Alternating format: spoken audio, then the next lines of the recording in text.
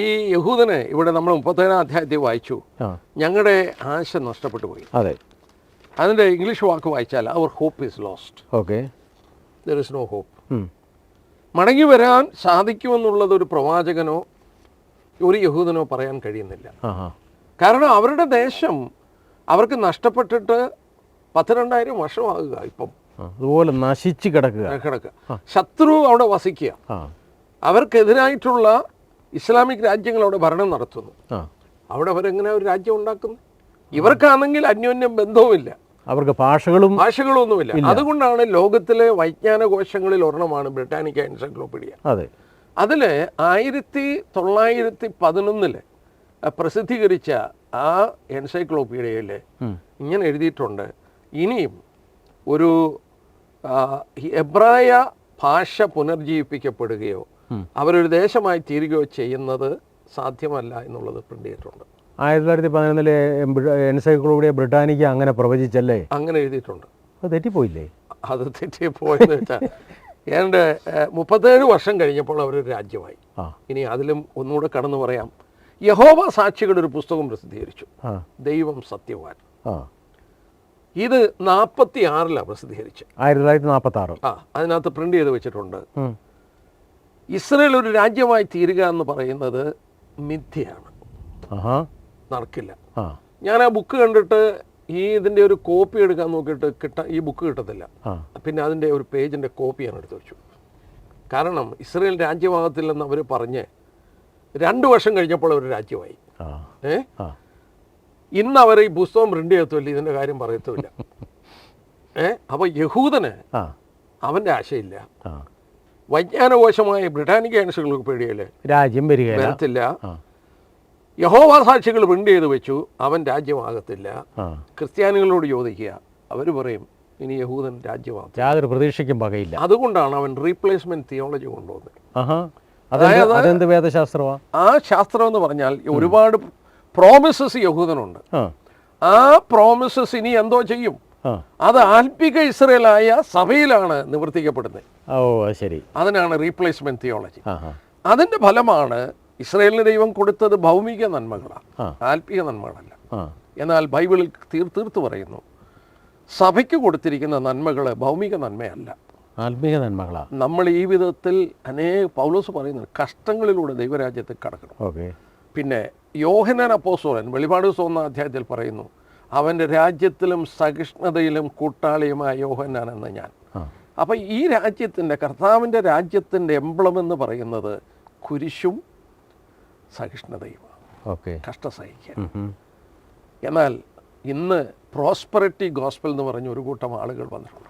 അത് ബൈബിൾ പഠിപ്പിക്കാത്ത സത്യമാണ്. അത് വന്നിരിക്കുന്നത് ഇതിവിടെ നിന്നാണ്. ഇസ്രയേലിന് കൊടുത്ത നന്മകളൊക്കെ നമുക്കുള്ളതാണെന്ന് അവർ അവകാശപ്പെട്ട്, ഇത് ഇസ്രയേലും സഭയും രണ്ടാണെന്നുള്ളത് ഇവർ മനസ്സിലാക്കാത്തതുകൊണ്ടാണ്. അത് ശരി, ഇസ്രയേലിന് ഭൗമിക നന്മകൾ കൊടുത്തു, ദൈവസഭയ്ക്ക് സ്വർഗത്തിലെ സകല ആത്മീയ അനുഗ്രഹങ്ങൾ കൊടുത്തു. അപ്പോൾ തീർച്ചയായിട്ടും ഈ ഇസ്രായേലിന് കൊടുത്തതായിരിക്കുന്ന അനുഗ്രഹിക്കപ്പെട്ട വാഗ്ദത്തങ്ങൾ ഇസ്രായേലിനോടുള്ള ബന്ധത്തിൽ ദൈവം നിവർത്തിക്കും, അതിൽ യാതൊരു സംശയവുമില്ല. എന്നാൽ ദൈവസഭയ്ക്ക് കർത്താവ് തൻ്റെ സ്വന്തം രക്തത്താൽ വിലയ്ക്ക് വാങ്ങിയ കർത്താവിൻ്റെ ക്രൂശ് മരണത്തിലൂടെ പാപപരിഹാരം വരുത്തി അത് വിശ്വസിച്ച് കർത്താവിനെ ഹൃദയത്തിൽ സ്വീകരിക്കുന്ന ജനത്തിന് ആത്മീക നന്മകൾ ദൈവം കൊടുത്തു. അത് ആത്മീക നന്മയിൽ അവർ തൃപ്തരാണ്. പക്ഷേ അതിൻ്റെ പിന്നിൽ കണ്ണുനീരുണ്ട്, കഷ്ടതയുണ്ട്, പ്രയാസങ്ങളുണ്ടല്ലേ? ആ കഷ്ടതയോടുകൂടെ തന്നെ പ്രതിബന്ധങ്ങളിൽ എനിക്ക് തോന്നുന്നത് കർത്താവ് പറഞ്ഞൊരു വാഗ്ദത്തം ഉണ്ടല്ലോ, ലോകത്തിൽ നിങ്ങൾക്ക് കഷ്ടമുണ്ട്, എങ്കിലും ധൈര്യപ്പെടുവിൻ, ഞാൻ ലോകത്തെ ജയിച്ചിരിക്കുന്നു. അപ്പോൾ ആ ഒരു കഷ്ടതയുടെ പാതയിൽ ഓരോ ക്രൈസ്തവ വിശ്വാസിയും മുന്നോട്ട് പോകണം. ഇത് ക്രൂശിൻ്റെ കർത്താവ് പറഞ്ഞു, ക്രൂശ് എടുത്ത് തന്നെ അനുഗമിക്കാൻ. അപ്പം നമുക്ക് ഓരോരുത്തർക്കും ഇവിടെ ദുഃഖങ്ങളും പ്രയാസങ്ങളും പ്രതിബന്ധങ്ങളും ദുഃഖവും മരണവും ഒക്കെ ഉണ്ട്, രോഗങ്ങളും. ഇതില്ല എങ്കിൽ ഇതൊരു സ്വർഗമാണ്. എന്നാൽ നമ്മൾ ഇങ്ങനെ അനേക കഷ്ടങ്ങളുടെ സുഖരാജ്യത്തിൽ കിടക്കണം. യഹൂദനെ സംബന്ധിച്ച് അവന് ദൈവത്തെ അനുസരിച്ചിരുന്നെങ്കിൽ ശത്രുക്കൾ അവനെ ആക്രമിക്കില്ല, മുൻമഴയും പിന്മഴയും കിട്ടും, അവന് സമൃദ്ധമായ ആഹാരം ഉണ്ടാകും, അവന് ലോകരാജ്യങ്ങളുടെ മധ്യത്തിൽ വളരെ അനുഗ്രഹിക്കപ്പെട്ട ഒരു സ്ഥാനത്തിലാകും. ഇങ്ങനെയുള്ള ഭൗമിക നന്മകളാണ് അവർക്ക് കൊടുത്തിരുന്നത്. ഇത് തമ്മിൽ ഒരിക്കലും കൂട്ടിയോജിപ്പിക്കരുത്. ഇസ്രയേൽ എന്ന് പറയുന്നത് വേറെ ഒരു എൻറ്റിറ്റി, സഭയെന്ന് പറയുന്നത് വേറെ ഒരു എൻറ്റിറ്റി. അപ്പോൾ ശരിക്കും ഈ ഇസ്രയേലിൻ്റെ ആ ബാക്കി ഇസ്രയേലിനോട് ഇടപെടേണ്ടതായിരിക്കുന്ന ആ ദൈവത്തിൻ്റെ പദ്ധതികൾ ഇനി ഭാവിയിൽ നടക്കാൻ പോകുന്നേ ഉള്ളൂ. അങ്ങനെ ഭാവിയിൽ നടക്കാനിരിക്കുന്നതിന് വേണ്ടി ഇവരെ ഇങ്ങനെ ലോകത്തിലെല്ലാം ഊടാടി നടന്നാലൊക്കില്ല, അവരെ മടക്കി കൊണ്ടുവരണം. അതാണ് ഇപ്പോൾ സംഭവിച്ചിരിക്കുന്നത്. അതാണ് റെസ്റ്റോറേഷൻ ഓഫ് ഇസ്രയേൽ, അവരുടെ യഥാസ്ഥാനം. എന്നാൽ ഒരു രഹസ്യം ഞാൻ പറയാം. യേശുക്രിസ്തു എന്ന് മടങ്ങി വരുമെന്ന് അപ്പോസ്തലനായ പത്രോസ് ഒരു സൂചന തന്നിട്ടുണ്ട്. ഓക്കെ, അത് എവിടെയാ പറയാം. സാധാരണ ഗ്രഹിക്കാത്തൊരു വേദഭാഗമാണ്. അതായത് പത്രോസിൻ്റെ രണ്ടാമത്തെ പ്രസംഗമായത്. പത്രോസ് ഒന്നാമത് പ്രസംഗിച്ചത് പെന്തിക്കോസ്ത് ദിവസമാണ്. അതെ, അത് അപ്പോസ്തല പ്രവൃത്തികളിൽ രേഖപ്പെടുത്തിയിട്ടുണ്ട്. പത്രോസിൻ്റെ ഒന്നാമത്തെ പ്രസംഗം പെന്തിക്കോസ്ത് നാളിലാണെങ്കിൽ പത്രോസിൻ്റെ രണ്ടാമത്തെ ഒരു പ്രസംഗമുണ്ട്, അത് 3-ാം അധ്യായത്തിൽ രേഖപ്പെടുത്തിയിട്ടുണ്ട്. ഓക്കെ, അത് പത്രോസും യോഹന്നാനും. പത്രോസിൻ്റെ രണ്ടാമത്തെ പ്രസംഗം എന്ന് പറയുന്നത് അപ്പോസ്തല പ്രവൃത്തി 3-ാം അധ്യായത്തിൽ ഒരിക്കൽ പത്രോസും യോഹന്നാനും 9-ാം മണി നേരം പ്രാർത്ഥനാ സമയത്ത് ദേവാലയത്തിലേക്ക് ചെല്ലുമ്പോൾ അമ്മയുടെ ഗർഭം മുതൽ മുടന്തനായ ഒരാളെ ചിലർ ചുമന്നു കൊണ്ടുവന്നു. അവനെ ദൈവാലയത്തിൽ ചെല്ലുന്നവരോട് ഭിക്ഷ യാചിപ്പാൻ സുന്ദരമെന്ന ദേവാലയ ഗോപുരത്തിൽ ദിനംപ്രതി ഇരുത്തുമാറുണ്ട്. അപ്പോൾ ഇവൻ അവിടെ പരിചിതനായ ഒരു മനുഷ്യനാണ്. അതെ, അമ്മയുടെ ഗർഭം തൊട്ട് ഇവൻ മുടന്തനാണ്. ഇവൻ പത്രോസിനെ കണ്ടപ്പോൾ, യോഹന്നാനെ കണ്ടപ്പോൾ ഭിക്ഷ ചോദിച്ചു. അതെ, വല്ലതും തരണമെന്ന് പറഞ്ഞു.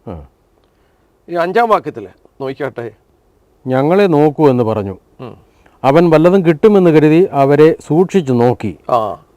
അപ്പോൾ പത്രോസ്, വെള്ളിയും പൊന്നും എനിക്കില്ല, എനിക്കുള്ളത് നിനക്ക് തരുന്നു, നസറായനായ യേശുക്രിസ്തുവിൻ്റെ നാമത്തിൽ നടക്ക എന്ന് പറഞ്ഞ് അവനെ വലം കൈക്ക് പിടിച്ചെഴുന്നേൽപ്പിച്ചു.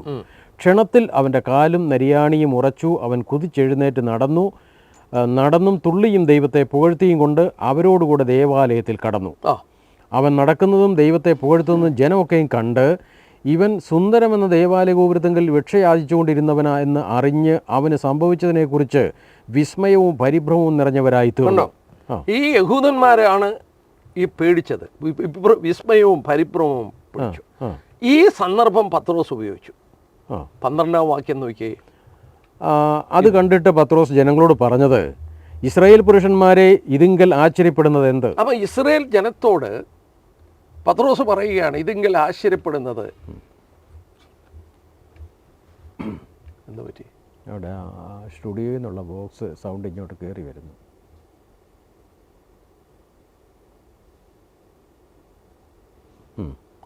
അവള് യഹൂദന്മാരോട് പത്രോസ് പറയുകയാണ്, കാരണം യഹൂദന്മാർ ആശ്ചര്യപ്പെട്ട് നിൽക്കുകയാണ്. അതെ, അവള് 17-ാം വാക്യം തൊട്ടൊന്ന് വായിച്ച് ഇനിയുമുള്ളതാണ് രഹസ്യം. 12-ാം വാക്യം മുതൽ 17 മുതൽ. സഹോദരന്മാരെ, നിങ്ങളുടെ പ്രമാണികളെ പോലെ നിങ്ങളും അറിയായ്മ കൊണ്ട് പ്രവർത്തിച്ചു എന്ന് ഞാൻ അറിയുന്നു. ദൈവമോ തൻ്റെ ക്രിസ്തു കഷ്ടമനുഭവിക്കും എന്ന് സകല പ്രവാചകന്മാരും മുഖാന്തരം മുന്നറിയിച്ചത് ഇങ്ങനെ നിവർത്തിച്ചു.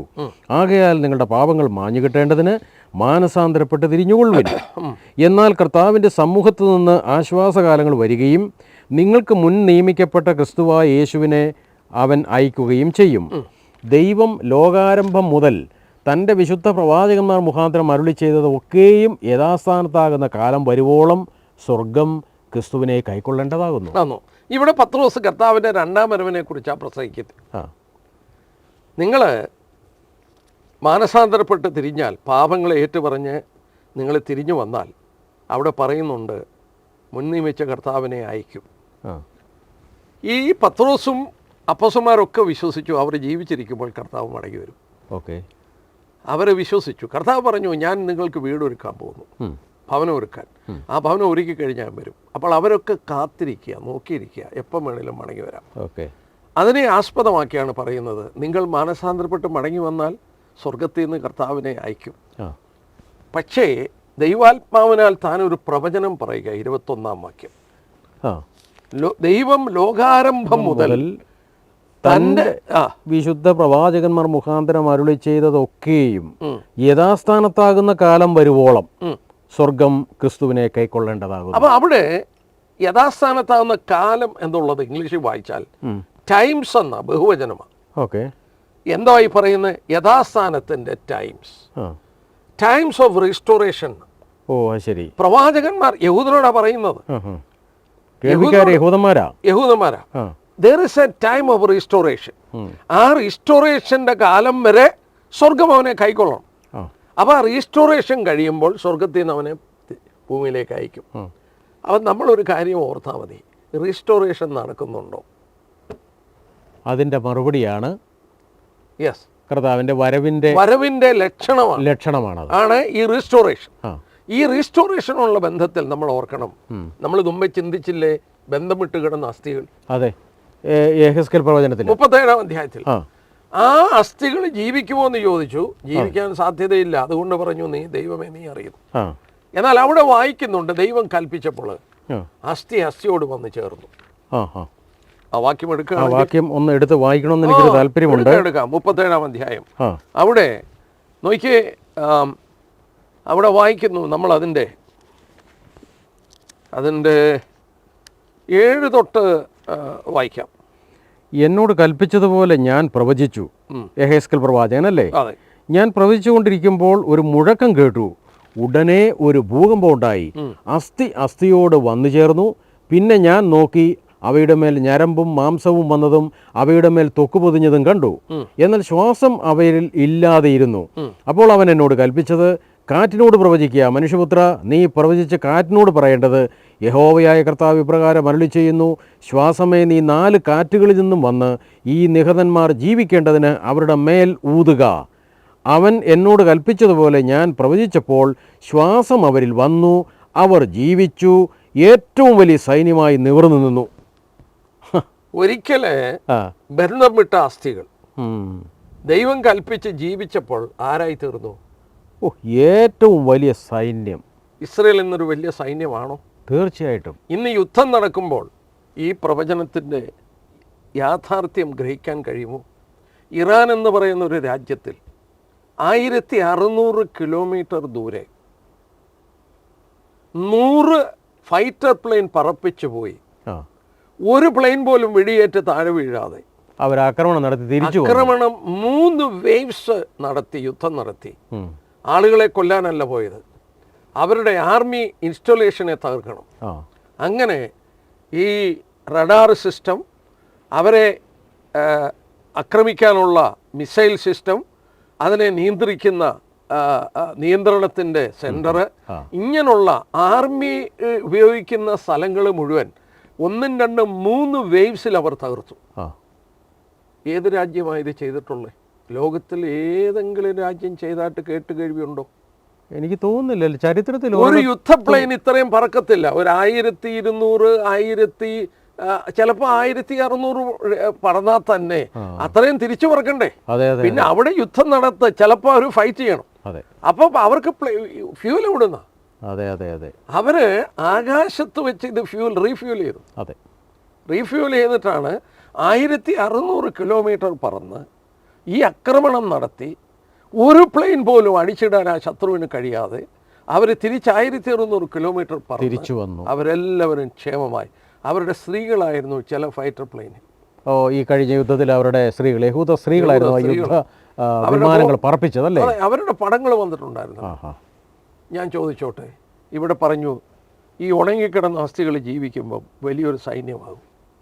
എത്ര സത്യമാണ് ദൈവവചനത്തിൽ പറഞ്ഞിരിക്കുന്നത്. ഞങ്ങളുടെ പ്രത്യാശ മുഴുവൻ നശിച്ചു, താഴ്വരയിൽ കിടക്കുകയാണ്, ഒരു പ്രത്യാശയ്ക്കും വകയില്ല. പക്ഷേ അവർ ജീവിച്ചു, ഏറ്റവും വലിയ സൈന്യം. ഇത് ദൈവത്തിൻ്റെ കാര്യപരിപാടിയാണ്. ഈ കൊച്ചു രാജ്യം, നമ്മൾ 67 നടന്ന യുദ്ധം ലോകം സ്തംഭിച്ചു കണ്ടു. ഏതാണ്ട് അതേ രീതിയിലാണ് ഇപ്പം നടന്ന ഈ ആക്രമണം. 1, 2 ലോകമഹായുദ്ധത്തിൽ പോലും ഇങ്ങനത്തെ ഒരു സംഭവം നമുക്ക് ഒരിക്കലും ചരിത്രത്തിൽ കാണാൻ പറ്റിയല്ല. ഒരു ചരിത്രത്തിലും 100 യുദ്ധ പ്ലെയിൻ, 124 മറ്റോ ഉണ്ടെന്ന് പറയുന്നു, 100 യുദ്ധ പ്ലെയിൻ ഒന്നിച്ചൊരു രാജ്യത്തെ ആക്രമിക്കാൻ, അതും ഇത്രയും ദൂരെ സിറിയയിലും ഇറാഖിലൂടെ പറന്നുപോയി.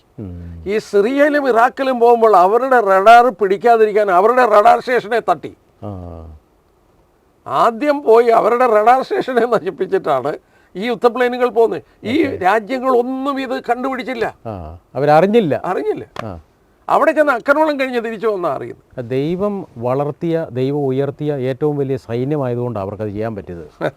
എന്ന് ദൈവവചനത്തിന്റെ അടിസ്ഥാനത്തിൽ നമുക്ക് തീർച്ചയായിട്ടും പറയാൻ പറ്റും ഇല്ലേ? ഇവിടെ എഴുതിയിട്ടില്ലേ അവര് ജീവിച്ചു വലിയൊരു സൈന്യമായി നിവർന്നു നിന്നു എന്നാ പറഞ്ഞിരിക്കുന്നത്. എന്ന് പറഞ്ഞാൽ നല്ല മിടുക്കന്മാരായിട്ട് നിവർന്നു നിന്നു അല്ലേ? ലോകത്തിൽ അങ്ങനെ ഒരു അത് ശരിക്കും ലോകത്തിനൊരു വലിയ പാഠമാണ്. അവര് ലോകത്തിലെ ഏറ്റവും ഈ ഇറാനിൽ നിന്ന് ഇവരുടെ യുദ്ധപ്ലെയിൻ ഇവിടെ വരികയാണെങ്കിൽ മിക്കവാറും ഒരെണ്ണം പോലും തിരിച്ചു പോകില്ല. എല്ലാവരും താഴെ തകർത്ത് കളയുക, അവർ വെടിവെച്ചിടും. പക്ഷെങ്കിൽ ഇവരുടെ ഒരു റഡാറിലും കിട്ടിയില്ല. 67 വീതം തന്നെയാണ് ചെയ്ത്. 67ലും ഇവരുടെ യുദ്ധപ്ലെയിൻ പോയിട്ട് റഡാറിൽ കിട്ടിയില്ല. അന്നേരം സമുദ്രനിരപ്പോട് പറ്റിപ്പറപ്പിച്ച് റഡാറിനെ അവോയ്ഡ്. അതാണ് യോങ്കിപ്പോർ യുദ്ധം എന്ന് പറയുന്നത്. അല്ല, അത് 73-ലെ യുദ്ധം. 67-ലെ 6 ഡേ വാർ. അവർ നടത്തിയ എല്ലാ യുദ്ധങ്ങളും വാസ്തവത്തിൽ അത്ഭുതങ്ങളായിരുന്നല്ലേ? അതായത് എനിക്ക് തോന്നുന്നു ഗോൾഡാമേർ ആണോ പറഞ്ഞതെന്ന് എനിക്കൊരു ഡൗട്ടുണ്ട്. ദർ ഇസ് എ കോസ്മിക്, അതായത് ഇവരെ ഏർപ്പെടുന്ന യുദ്ധങ്ങളിലെല്ലാം ദൈവികമായ ഒന്ന് കാണാനായിട്ട് കഴിയുന്നുണ്ട്. അല്ല, ദൈവികമായിട്ടുള്ളത് ഉണ്ടെന്നുള്ളത് നമുക്ക് സംശയമില്ല. കാരണം പ്രവചനത്തിൽ അത് പറയുന്നു അല്ലേ? അപ്പോൾ തീർച്ചയായിട്ടും നമ്മൾ ഓർക്കണം, there is God's intervention. ഈ ബന്ധം വിട്ട് കിടന്ന അസ്ഥികൾ ഒന്നൊന്നായി കൂടി വന്ന് ത്വക്കും മാംസവും പിടിപ്പിച്ച് ജീവിച്ചെഴുന്നേറ്റ് നിന്ന് ഇന്ന് അവരൊരു ന്യൂക്ലിയർ ആയുധമുള്ള രാജ്യമാണ്. അതെ അതെ അതെ, they are nuclear power nation. അവർക്ക് 24 മണിക്കൂർ മതി എന്നാണ് പറയുന്നത്. അവർക്ക് 1 മില്യൺ, അതായത് 10 ലക്ഷം പടയാളികളെ അണിനിരത്താം. അവരുടെ എല്ലാ പൗരന്മാരും ട്രെയിൻഡ് സോൾജേഴ്സാണ്. അവർ ഒരു അടിയന്തരാവസ്ഥ വന്നാൽ അവരെല്ലാവരും രംഗത്തിറങ്ങും. കാരണം അവർക്ക് കമ്പൽസറി ആയിട്ട് സ്ത്രീയും പുരുഷനും ആർമി ട്രെയിൻ ആവശ്യമാണ്. അപ്പോൾ അങ്ങനെ ട്രെയിൻഡ് ആയിട്ടുള്ള സോൾജേഴ്സാണ്. 24 മണിക്കൂർ. അവരുടെ prime minister Netanyahu is A soldier, യുദ്ധം ചെയ്തൊരു സോൾജറാണ്. അവരുടെ പല പ്രൈം മിനിസ്റ്റേഴ്സും ഇതുപോലെ ആർമി സെർവ് ചെയ്തിട്ടുണ്ട്. അത് ശരി.